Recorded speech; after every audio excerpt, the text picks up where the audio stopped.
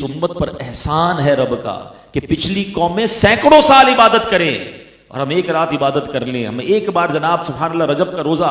तो ये समझना है कि हमारे लिए सवाब बढ़ा दिया गया है बिकॉज निस्बत ऑफ रसूल पाक अलैहिस्सलाम के मेरे हबीब के उम्मती हैं।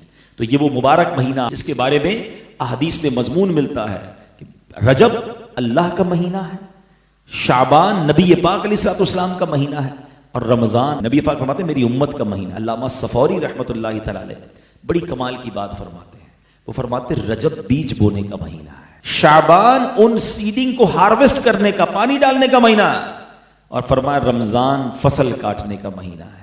अब इसकी इंटरप्रिटेशन क्या है कि रजब में जो इबादत का बीज नहीं बोता, शाबान में उन बीजों पर अपने आंसुओं से आबियारी नहीं करता, और सुभान अल्लाह रमजान में फिर वो रहमत की फसल कैसे काटेगा। हमारे असलाफ जब रजब का चांद नजर आता था अपने आप को फ्री करना शुरू कर देते थे, जल्दी जल्दी मुकदमे निपटा देते थे, लेना देना खत्म कर देते ताकि इबादत में मसरूफ हो जाए। शाबान में क्योंकि शब बारात है, नामा अमाल पेश होने की रात है, और रमजान आने से पहले पहले अपने आप को फ्री करते और फिर एहतिकाफ में बैठ जाया करते थे। मगर हमारी क्या रूटीन में कोई फर्क आता है कि कोई रजब आ गया, ये वाकई कोई स्पेशल महीना है?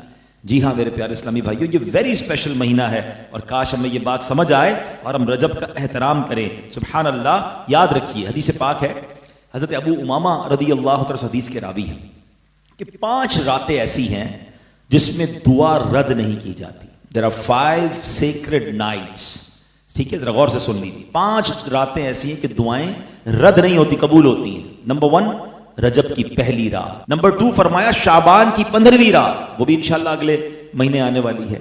फिर फरमाया शबे जुमा, ये देखें कुछ रातें साल में एक बार आती हैं और अल्लाह की रहमत से हर हफ्ते एक रात है, जुमेरात और जुमे के दरमियान की जो रात है शबे जुमा जिसको कहते हैं, ये रात भी कबूलियत दुआ की रात है।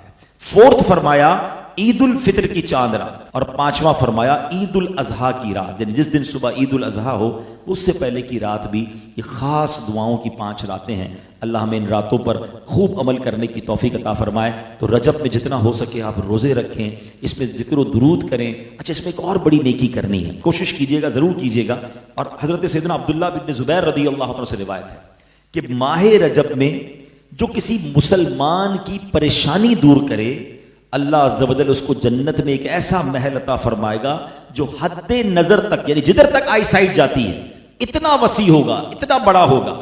तुम रजब का इकराम करो, अल्लाह अज़्ज़ व जल 1000 करामतों के साथ तुम्हारा इकराम फरमाएगा।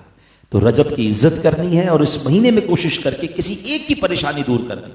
और परेशान को ढूंढना मुश्किल नहीं है, आधी दुनिया ही परेशान है, ठीक है ना। हमारे मुलाजमीन में, हमारे गरीब रिश्तेदारों में बहुत सारे लोग किसी ना किसी डिफिकल्टी में। तो कोई एक किसी की परेशानी, चाहे वो माली परेशानी है, मोरल सपोर्ट चाहिए, कोई उसको जनाब किसी तरीके भी हेल्प चाहिए, उसकी परेशानी आप इस नीयत से दूर करें, इंशाअल्लाह अल्लाह करीम हमारी परेशानियों को दूर